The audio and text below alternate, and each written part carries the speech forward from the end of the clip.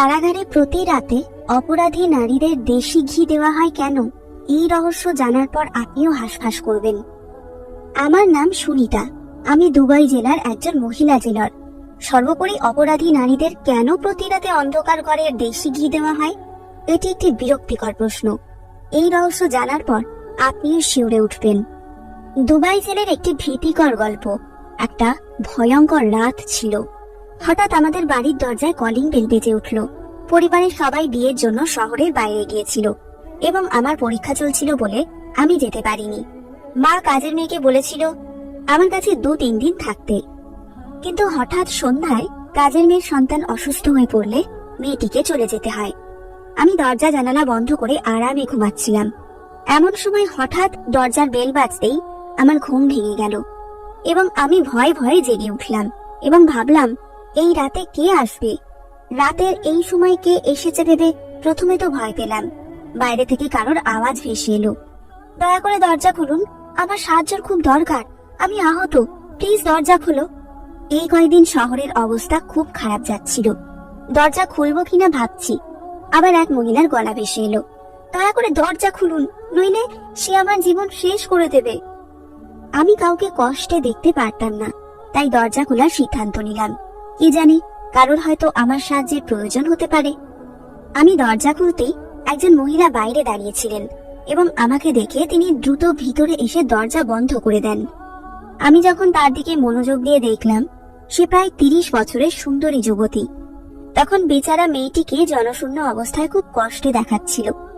তার অবস্থা খুবই গুরুতর ছিল। তার গাম্ভীর্য তার সৌন্দর্যকে লুকিয়ে রাখছিল। তার কপালে রক্ত ছিল। সে খুব খারাপ ভাবে আহত হয়েছিল। আমি সবেমাত্র তার দিকে তাকিয়েছি, তখন হঠাৎ পুলিশের সাইরেন বেজে উঠল। আমি চমকে গিয়ে তার দিকে তাকালাম। আমি বুঝতে পারলাম যেন কিছু ভুল হয়েছে, যেন আমি কিছু ভুল করেছি। সে বলতে লাগলো, আমাকে কোথাও লুকিয়ে দাও, পুলিশ আমার পিছু নিচ্ছে, আমাকে সাহায্য করুন। আমি তো অবাক। আমার খুব অনুশোচনা হচ্ছিল। তাকে আমার বাড়িতে জায়গা দেওয়া বোধহয় উচিত হয়নি এবং আমার তাকে সাহায্য করা উচিত ছিল না। পুলিশ অভিযান চালালে আমিও তাদের সাথে জেলে যাব। সাইরেনের শব্দ ক্রমশ এগিয়ে আসছিল। আমার মস্তিষ্ক কাজ করা বন্ধ করে দিয়েছিল। কি করব বুঝতে পারছিলাম না। সে নিজেই দৌড়ে ঘরের ভিতর চলে গেল। জ্ঞান ফিরলে আমি তার পিছু ছুটলাম। তিনি বলেন, শিগগিরই পুলিশ বাড়ি ঘরে তল্লাশি শুরু করবে, আমাকে কিছু লুকানোর জায়গা বলুন যেখানে আমি লুকিয়ে থাকতে পারি। আমি ভয় পেয়ে জিজ্ঞেস করলাম, তুমি কে আর তোমার পেছনে পুলিশ কেন? সে বলতে লাগলো, ভগবানের দোহাই, এখন আমাকে পুলিশের থেকে আড়াল করুন। আমি পরে যে কোনো জায়গায় আপনার সব প্রশ্নের উত্তর দেব। আমি শপথ করছি যে আমি তোমার কোনো ক্ষতি করার উদ্দেশ্যে আসিনি এবং করবও না। আমাকে বিশ্বাস করো।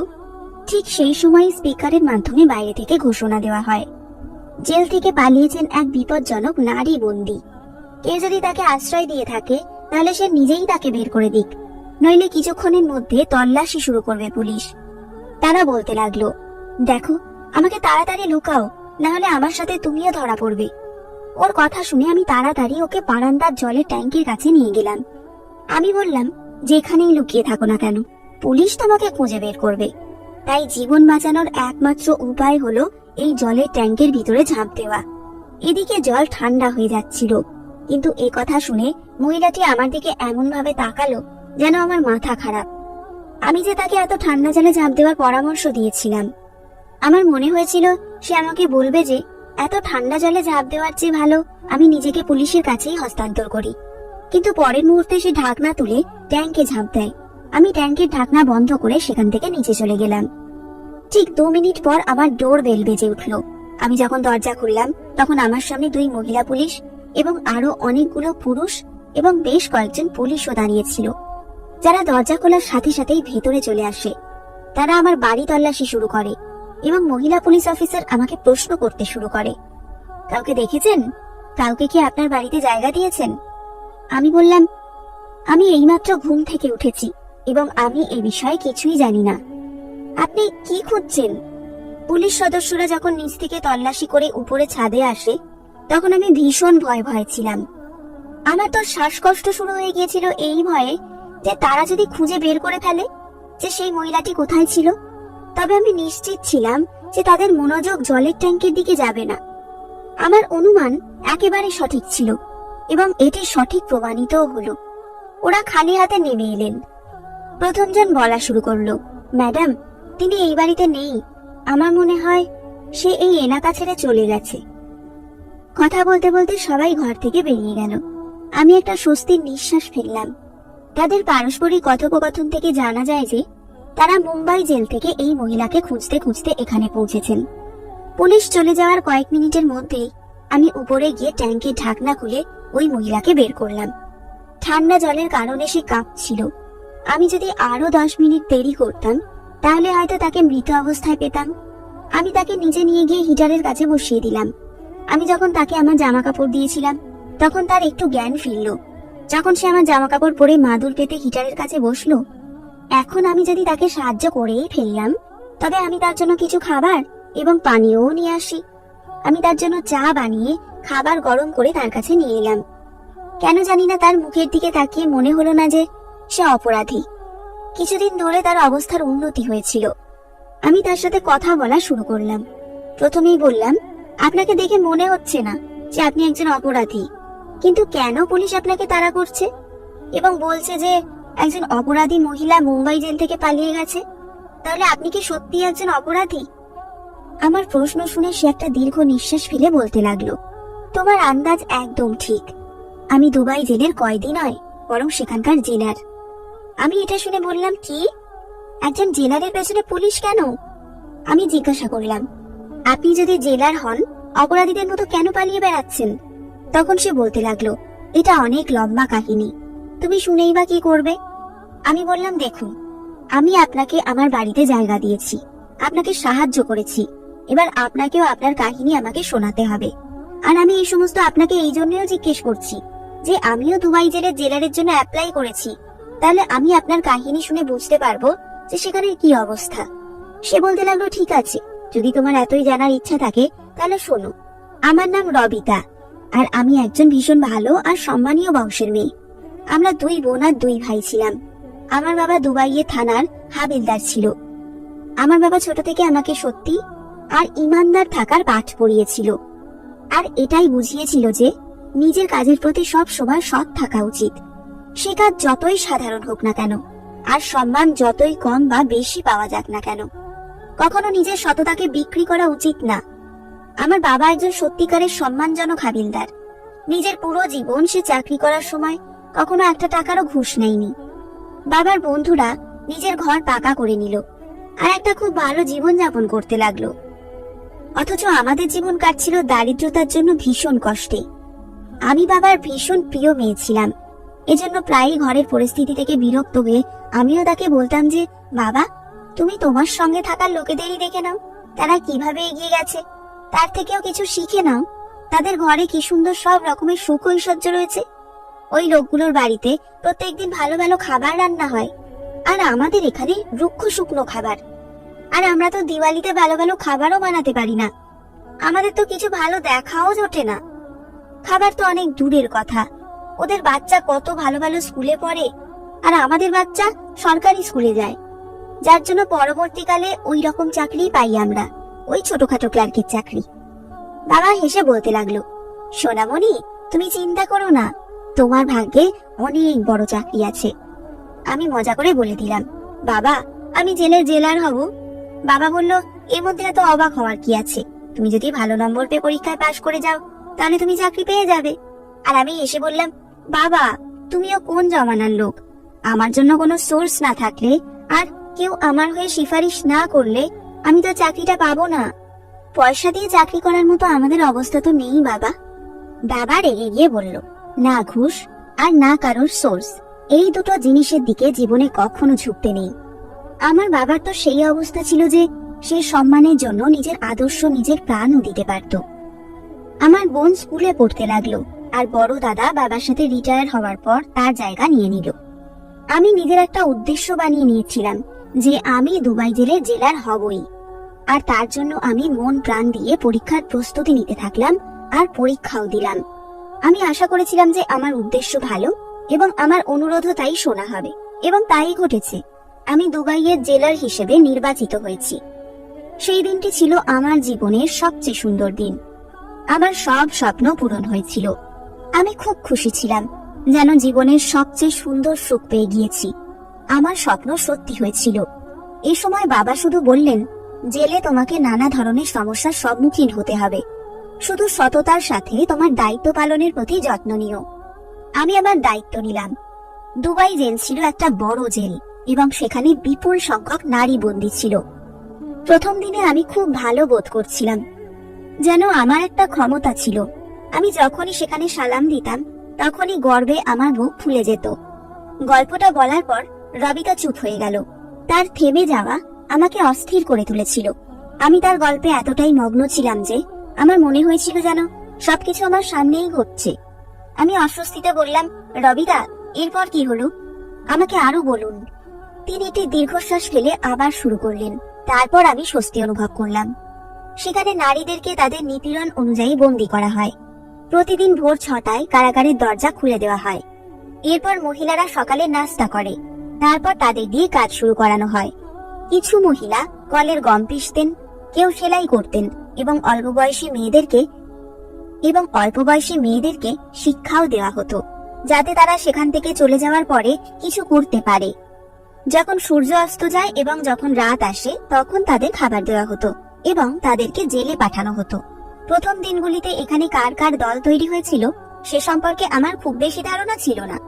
তবে ধীরে ধীরে আমি জানতে পারি কোন মহিলা কার সাথে এবং কেন বন্ধুত্ব করেছিলেন। যেমন সিনেমায় দেখানো হয়, একটা জেলে তার থেকেও বেশি খতরনাক হয় সেই মহিলা যে কিনা কোনো ভয়ঙ্কর কারণে ধরা পড়েছিল। তাদেরকে আলাদা আলাদা জেলে রাখা হতো। নিজের কাজে আমি ভীষণ আগ্রহ বোধ করতে লাগলাম। মনে হতো যেন এই সমস্ত লোকেদের তো আগে থেকেই কাজ করার অভ্যাস আছে, কিন্তু আমি তো রোজ বাবার থেকে আদর্শের পাঠ পড়ে আসতাম। এজন্য না শুধুমাত্র নিজের কাজ করতাম, তার সাথে সাথে সেই সমস্ত লোকেদেরও খুব দৌড় করাতাম। আমি আমার নরম মনের কারণে মহিলাদের মধ্যে নাম করে ফেললাম, যার জন্য সেখানকার মহিলারা আমাকে অনেক পছন্দ করত আর আমার থেকে ভীষণ খুশিও থাকতে লাগলো। আর তারা এও বলেছিল, আমার আগে যে জেলার ছিল সে কাজকাম কিছুই করতো না। তিনি প্রতিদিন সবাইকে ঝাড় দিতে থাকতেন এবং বিনা কারণে যাকে খুশি মারতেন। আমি সকল পুলিশ কর্মীদের বলেছিলাম যে কেউ কোনো মহিলার গায়ে হাত তুলবে না। কেউ এটা করলে আমার চেয়ে খারাপ কেউ হবে না।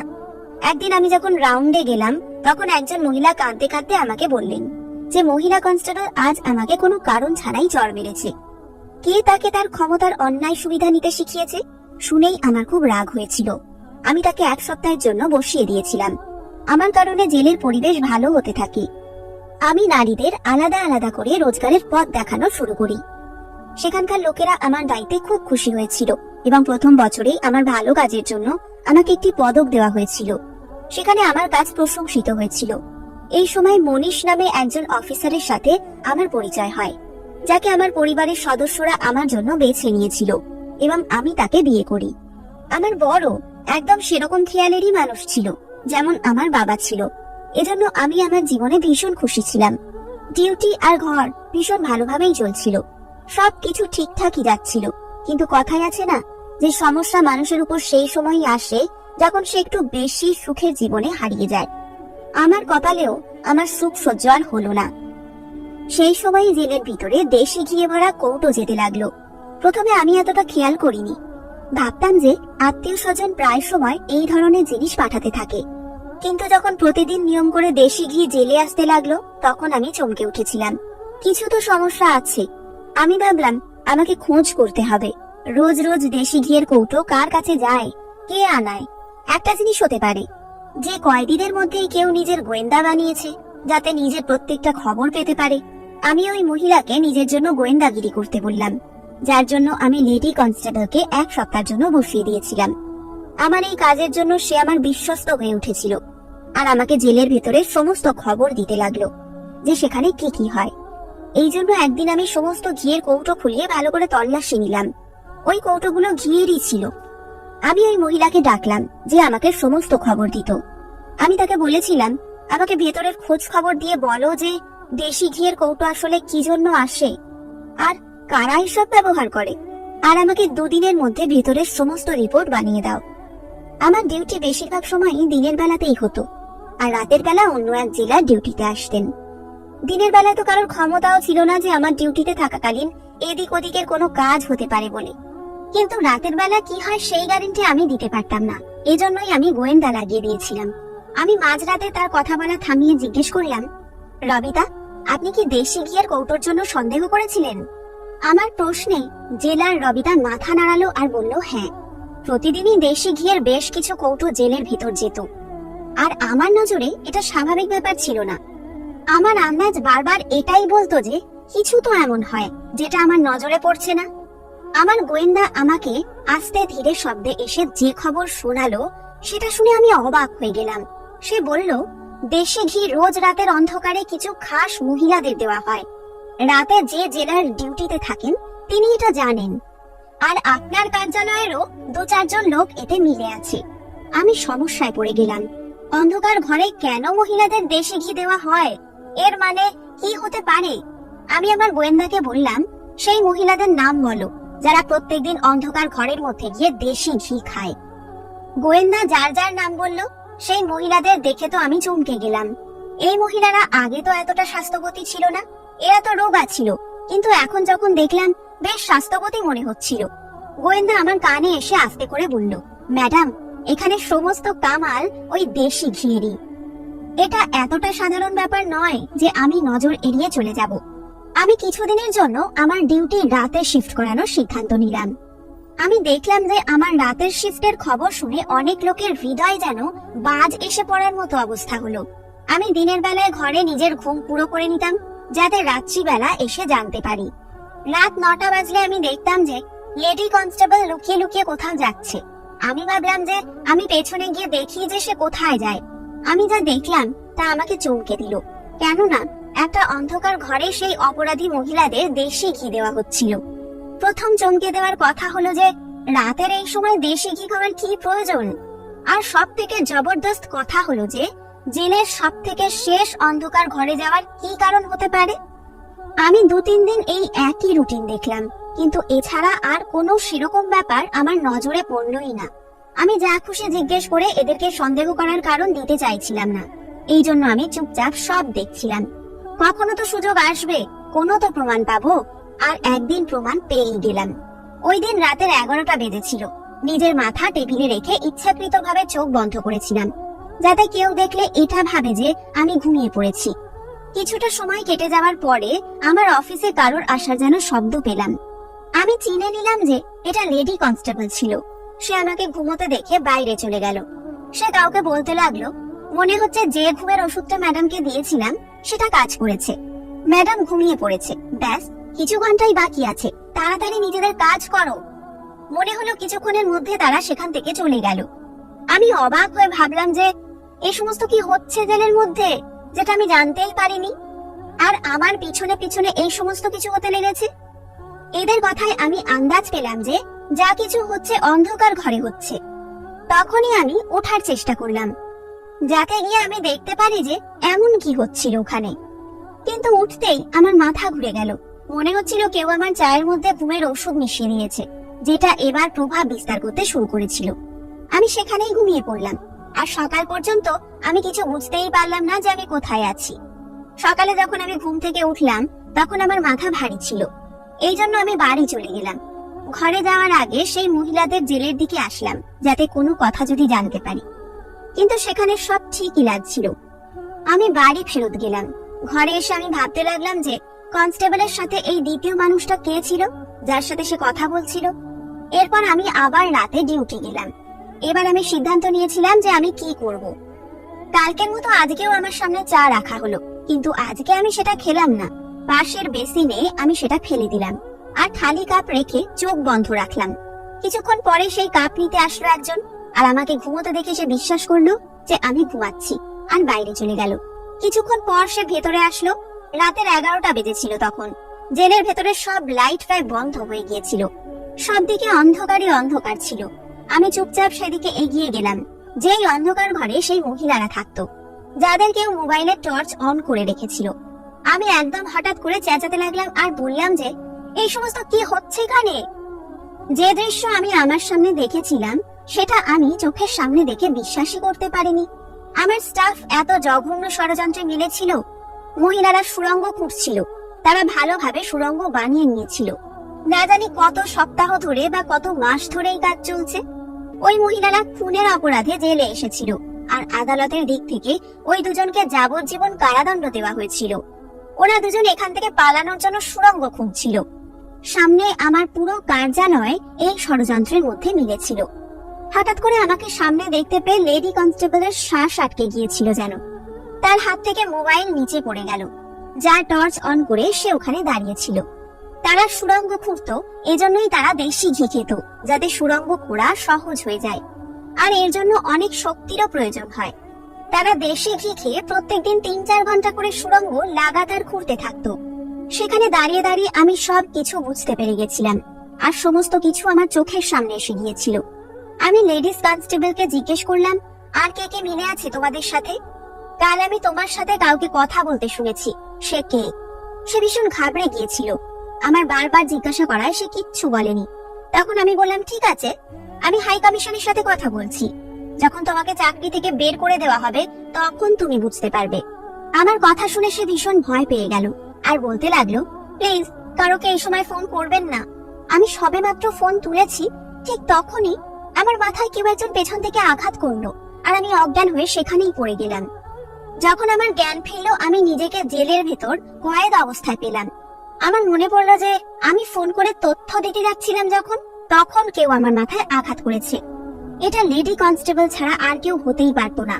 কেউ নিশ্চয়ই তার গোপন কথা ফাঁস হওয়ার ভয়ে আমার মাথায় আঘাত করেছে। যখন আমি আমার জ্ঞানে ফিরলাম, আমি দেখলাম যে সে একা নয়, তার বন্ধুটিও তাকে সমর্থন করার চেষ্টা করছে। এর সময় তার সঙ্গে ওই বন্ধুটি উপস্থিত ছিল, কিন্তু তার সঙ্গীকে দেখে আমার মাথায় যেন বাজ পড়লো। আমি বিশ্বাস করতে পারছিলাম না যে সে আসলে নাইট শিফটের জেলার। আমার মনে হলো সে যেন একটা অবিবেচক জেলার, কিন্তু সে আইনের ইউনিফর্ম পরে এতটা খারাপ বেরোলো যে কিনা অবৈধ কর্মকাণ্ড চালায়। তারপর এই দুই মহিলা মিলে আমাকে বন্দী করে। দুজনেই মিলেছিল। এই দুজনের সাহায্যে সে বলে দিল মহিলারা সুড়ঙ্গ খনন করছিল, এবং এই সাহায্যের বিনিময়ে সেখানে কনস্টেবলকে প্রচুর অর্থ দেওয়া হয়েছিল। টাকার লোভে এ ধরনের বেআইনি কর্মকাণ্ড চালানো হয়। পরে জানতে পারি ব্যাপারটা তার থেকেও গুরুতর হয়ে উঠেছে। কারাগারের ভেতরে চেক করার পর দেশি ঘি আসতো। সেই দেশি ঘিতে বিশেষ অ্যাস্ট্রো অন্তর্ভুক্ত ছিল, যার কারণে একজন ব্যক্তি প্রতিদিন এটিতে অভ্যস্ত হয়ে পড়ে। অভ্যন্তরীণভাবে দেশি ঘি বিক্রি করা হয়। এটা কোনো সাধারণ দেশি ঘি ছিল না। এই জেলারের উপস্থিতিতে রাতে খুব গোপনে এই সমস্ত কাজ করা হতো। এই জেলার তার নিজের মুখ থেকে আমাকে এই সমস্ত কথা বলেছেন। সে আমার কাছে তার সমস্ত নৃশংসতার কথা স্বীকার করেছেন, কিন্তু সে জানতো না যে আমার অফিসে, যেখানে সে আমাকে বন্দি করেছিল, সেখানে আমি ইতিমধ্যেই একটা ক্যামেরা বসিয়ে রেখেছিলাম, যা সবকিছু রেকর্ড করছিল। যখনই আমাকে কাউকে অপরাধ স্বীকার করাতে হতো, আমি তাকে এই ঘরে নিয়ে যেতাম এবং এই ঘরে তার বক্তব্য রেকর্ড করা হতো, যা পরবর্তীকালে প্রমাণ হিসেবে কাজ করত। তিনি আমার পক্ষ থেকে আদালতে একটি অফিসিয়াল ছুটির চিঠি পোস্ট করেছেন, যাতে আমার নিখোঁজ হওয়া কারোর কাছে সম্পূর্ণ বিস্ময়কর না মনে হয়। এরপর আমার পরিচয়ের ভিত্তিতে তিনি একটি প্রতিবেদন তৈরি করে আদালতে পাঠান, যাতে আমাকে আসামি বানানো হয়। তাদের উদ্দেশ্য ছিল আমাকে পদ থেকে সরিয়ে দেওয়া। আজ সন্ধ্যায় সে আমার জন্য খাবার নিয়ে রুমে আসার সাথে সাথে আমি তাকে কাবু করে সেখান থেকে পালিয়ে যাই, এবং তারপর থেকে সে আমাকে অনুসরণ করছে, যাতে সে আমাকে ধরতে পারে। এখানে আমার পুরো গল্পটি আপনাকে শোনালাম। আপনি খুব অস্থির ছিলেন। পুরো ঘটনা শোনার পরও আমি দ্বিধায় রবিতাকে জিজ্ঞেস করলাম, কিন্তু এখন তো আপনি আপনার নির্দোষ প্রমাণ কিভাবে করবেন? জেলার রবিতা বলতে থাকেন, আমাকে যেভাবেই হোক শুধু ওই ক্যামেরাটা হাতিয়ে আনতে হবে। পুরো কথোপকথন ওতেই রেকর্ড করা হয়, কিন্তু আমি এখন এটাই ভাবছি যে আমার সেখানে যাওয়া বিপদ ছাড়া আর কিছুই না। যতক্ষণ না আমি নির্দোষ প্রমাণ হই, ততক্ষণ আমি কোথাও যেতে পারবো না। কোনোভাবে আমাকে সেই ক্যামেরা পেতে হবে। আমি বললাম, আমি তোমাকে সাহায্য করতে পারি। রবিতা অবাক হয়ে আমার দিকে তাকাতে লাগলো। আমি জেলার পদের জন্য আবেদন করেছি। আমার মনে হয় আপনাকে চাকরি থেকেও বরখাস্ত করা হয়েছে। সেজন্যই তো পত্রিকায় আরেক জেলারের জন্য বিজ্ঞাপন দেওয়া হয়েছে। আমি আবেদন করেছি এবং এখন পরীক্ষা দিতে হবে। নির্বাচিত হলে আমি নিজেই আপনাকে নির্দোষ প্রমাণ করব। আমি জেলার রবিতাকে বললাম যে আমার পরিবারের সবাই বিয়েতে গেছে, আপনি যতক্ষণ চান এখানে থাকতে পারেন। কিন্তু পরের দিন তিনি তার স্বামীকে ফোনে ডেকে তার সাথে চলে যান। পুরো ঘটনাটা জানার পর এই দরিদ্র মেয়েটির জন্য আমার খুব খারাপ লাগলো। রবিতা একজন সৎ জেলার ছিলেন। আমি পরের দিন পরীক্ষাটা দিয়েছিলাম এবং আমাকে কারাগারে যাতে নিয়োগ করা হয় তার জন্য অনুরোধও করি। আমার উদ্দেশ্য ছিল রবিতার নির্দোষতা প্রমাণ করা এবং এই উদ্দেশ্যে আমায় দুবাই জেলের ভিতরে যেতে হতো এবং এটি কেবল একজন জেলারের ক্ষমতাতেই সম্ভব ছিল, যা আমি সম্ভব করতে পারতাম। আমার প্রার্থনায় কাজ হয়েছে এবং আমি নির্বাচিত হয়েছি। রবিতাই আমার সাক্ষাৎকারের জন্য সমস্ত প্রস্তুতি করিয়েছিল, যার কারণে আমি সফল হয়েছি। সেখানে যেতেই দেখলাম ওই মহিলা কারা যারা সুড়ঙ্গ খুঁড়ে দেশি ঘি হজম করতেন।